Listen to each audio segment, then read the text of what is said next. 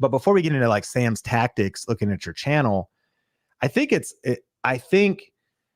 you could still, Sam's going to share some stuff to get more views in the niche you're in. But I'm curious, processing that with you, Paul, where do you lean? Like for your future, next 5, 10 years, do you feel God maybe expanding the vision, maybe pivoting? Or do you actually feel like, man, I want to triple down on youth ministry regardless of the results? I want to be faithful. It's just about stewardship, of the thing that I know, the thing I've been doing, the need. What are your thoughts on this conversation?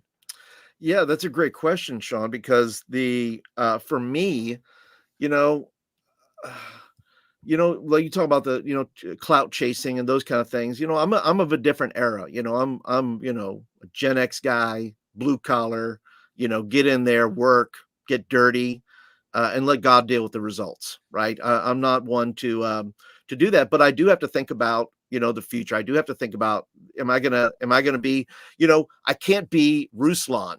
Okay. There's a lot of guys I can't be. I can only be me. Mm. And so I can't change who I am in that regard. If anything, if I decided to pivot, I'd maybe start another channel or something like that about some other things. But I think because I've been in this for so long, I will keep this channel for as long as I feel like the Lord leads me to do it, and continue to do it regardless of outcome in that sense, because I still use it as a platform for people to visit my store and buy youth ministry material. They'll still find my podcast. They'll still find some of the get coaching if they want coaching, that kind of thing. Still do that. But I would like to be the elder statesman in the room. I don't want to be the old guy acting like a young guy, which would not be authentic to me.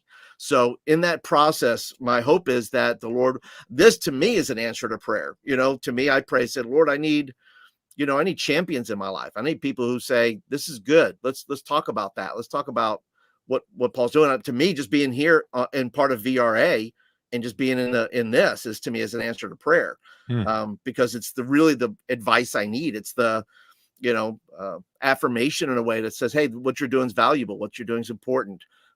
It's not a clear all. That God, it's not God's stamp saying, oh, Paul, you should do that forever.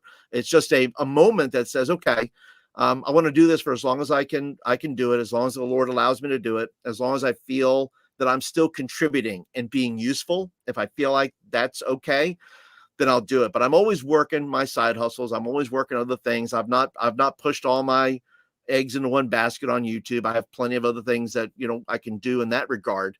But my hope is that the Lord will allow me to do it. I made a commitment when I was 17 years old, when I saw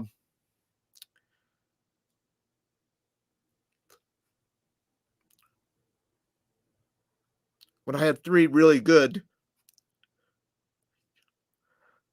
youth pastors in my life.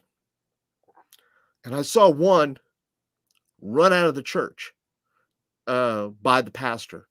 And it made me so angry. And he quit. And I don't know if he was supposed to do it his whole life. But it was a terrible tragedy. And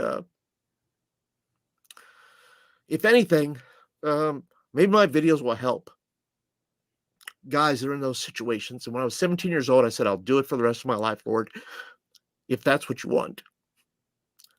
And so I'm still doing it until the Lord tells me different. I may have made a rash commitment.